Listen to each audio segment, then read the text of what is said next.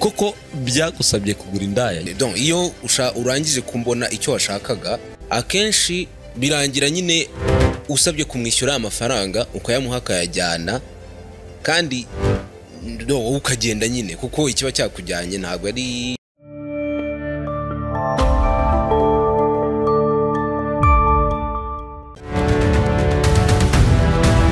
yitwa Gentil Gedeon, umwe mu banyamakuru b'abahanga ufite byinshi by'ubwenge abitse mu mutwe we, akagira ijwi ryiza bihebuje. Benshi mumukunda mu byegeranyo bitandukanye anyuza kuri chaîne ya YouTube yitwa Gentil Gedeon Official. Gedeon mu bihe bitandukanye yagiye akora inkuru zicukumbuye ariko zabaga zirimo risike nyinshi ku buryo zashoboraga no kumugiraho ingaruka. Rimwe na rimwe byamusabaga kwigira nk'umutasi wa Mossad kugira ngo agere ku nkuru. Umunsi umwe rero ngo byamusabye kugura indaya. Koko byagusabye kugura indaya. Donc iyo urangije kumbona icyo washakaga akenshi birangira nyine usabye kumwishyura amafaranga ukayamuha akayajyana kandi ukagenda nyine kuko ikiba cyakujyanye ntabwo ari ikiba cyakujyanye hara kuri tele, ntabwo ari ukugura iyo ndaya. Iyi ni imwe mu nkuru zamamaye cyane aho yaragiye gukora inkuru ku ndaya zo mu gace kazwi nka Corridor ho mu mujyi wa Kigali. Kugira ngo rero babashe kumwiyumvamo no kumuha amakuru yari akeneye, byamusabye ko yigira nk'umukiriya wari uje kwikiranura n'umubiri nk'abandi bose. Kugura indaya mvuga ntabwo yayiguze ngo baryamane, ahubwo bavuganye ibiciro bajyana no muri chambre nk'abagiye kugira ibyo bakora nyine. Ariko Gedeon wamaze kubona amakuru yose yari akeneye ahita yigira nkaho atagishaka gukora icyo gikorwa ko yisubiyeho. Ariko nyine n'ubundi yagombaga kwishyura iyo ndaya ayo bari bavuganye kugira ngo itamukuramo iyo kotsa. Ariko se mu by'ukuri Gentil Gedeon ni muntu ki? Uretse kuba tumwumva akora ibyegeranyo, mu buzima busanzwe abaye hate. Muri iki kiganiro reka tuvuge ku buzima bw'uyu mugabo kuva avutse kugeza uyu munsi bwari ikimenya bose. Ikaze nanone mu kiganiro cyacu kandi cyane. Amazina yose ni Gentil Gedeon Ntirenganya. Yavukiye mu ntara y'Amajyepfo mu karere ka Huye ahitwa Maraba. Gedeon uyu munsi tumuzi nk'umunyamakuru, ariko burya ngo mu buto bwe yakuranye impano nyinshi zitandukanye ku buryo nawe ubwe yajyaga yicanga akabura amahitamo y'ibyo azashyiramo imbaraga n'ibyo azareka. Buriya ngo kuririmba ni ibintu ashoboye cyane, ndetse yabyinjiyemo akiri umwana muto cyane kuko yabitangiriye muri Sunday School, École de Dimanche cyangwa ishuri ryo ku cyumweru mu Kinyarwanda. Ku myaka 7 gusa yandikaga indirimbo neza ndetse akanazitoza abagenzi be, ari n'umuyobozi wa korali, ndetse ibi ni ibintu yakoraga neza cyane. Gedeon yayoboye korali kuva kuri iyo myaka kugeza arangije amashuri yisumbuye. Yagizeho yumva umuziki ushobora kuzavamo akazi kazamutunga, ariko nyuma ko yagiye akura byarahindutse. Ninkubwira ko Gedeon ari umuririmbyi uhambaye ubyumve. Nk'ubu benshi ntabwo bazi ko uyu mugabo rimwe muri 2014 yikoze akajya muri studio agakora indirimbo ikajya no hanze, indirimbo ifite amajwi ndetse n'amashusho. Ni indirimbo itangaje yitwa Twirekure, aho Gentil Gedeon yahuriyemo n'abandi banyamakuru benshi n'abandi bo mu ngeri zitandukanye barimo Anita Pendo, Tijara Kabendera, Kate Gustave, Joel Rutaganda, Aristide wabaye manager wa label zitandukanye, ndetse n'umuhanzi Peace Jolis ari nawe wayoboye imiririmbire yayo n'abandi. Iyi ni imwe mu ndirimbo yatunganirijwe muri Future Records, studio ya producer David, icyo gihe wakundanaga na Anita Pendo. Pendo akaba nawe wafashije kubona iyo studio. Iyi rero niyo ndirimbo rukumbi Gentil Gedeon yagaragayemo nk'umuhanzi, uretse ko ngo hari n'izindi eshatu afite zitabashije kujya hanze. Gedeon kandi yakinnye imikino itandukanye kandi yari umuhanga cyane muri yo. Urugero, avuga ko yakinnye umupira w'amaguru ari umuhanga cyane, ariko ntibashije kugira amahirwe yo kuwukomeza ngo agere kure hashoboka. Uyu mugabo kandi iyo muganira anakubwira ko ngo yakinnye volley ku rwego rwo hejuru, ndetse akayikoreramo amafaranga menshi nk'umucancuro cyangwa se umuhashyi mu gihe yari akiga mu mashuri yisumbuye. Kuri match imwe ngo yacaga 500 y'amanyarwanda, aka niko gaciro yari ahagaze icyo gihe.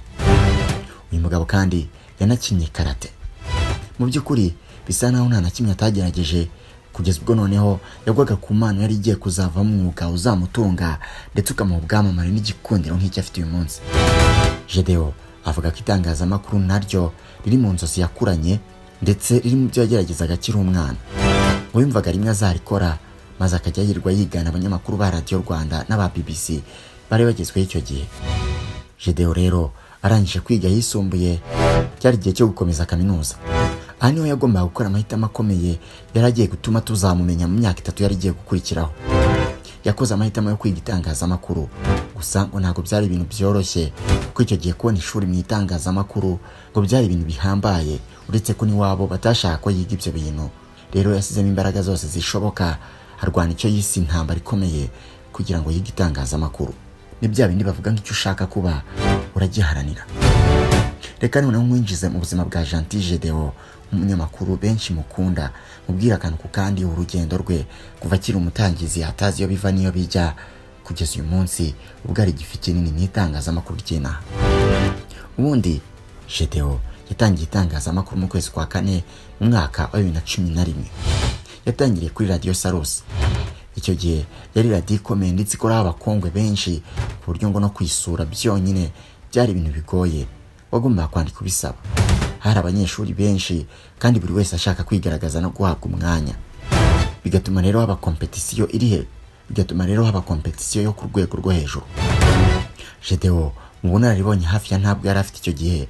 Inkuru ya mbere yakoze ngo byamutwaye iminsi 2 kugira ngo ayirangize, bitari uko yari igoye ahubwo yari ataragira ubumenyi bwinshi. Yatangiye akora inkuru zo kuri tele cyangwa se reportage, ariko nyuma noneho yaje kwinjira mu biganiro bitandukanye by'umwihariko iby'imyidagaduro, ari nabyo yaje kumenyekanamo cyane ndetse n'ibyegeranyo.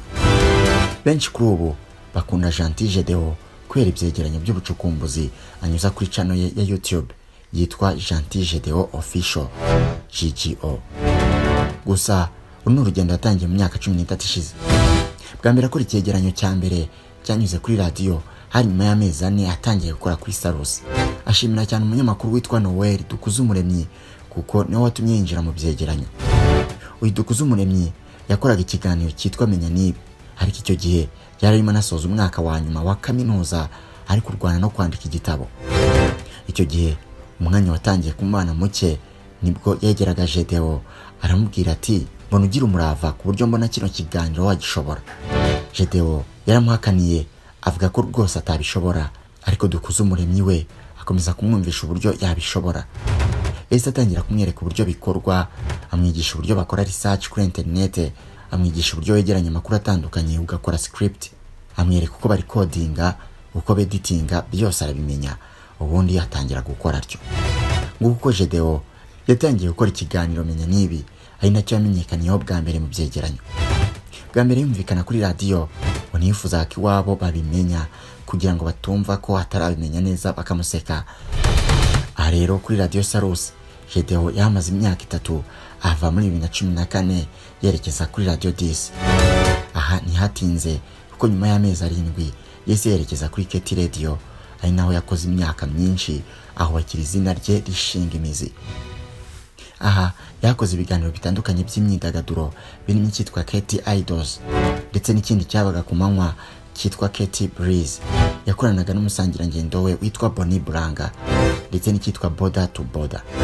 Aha rero niho yaje kwamara cyane mu kiganiro Inyanja Twogamo. Ni naho benshi batangiye kumufata nk'umwami w'ibyegeranyo mu Rwanda.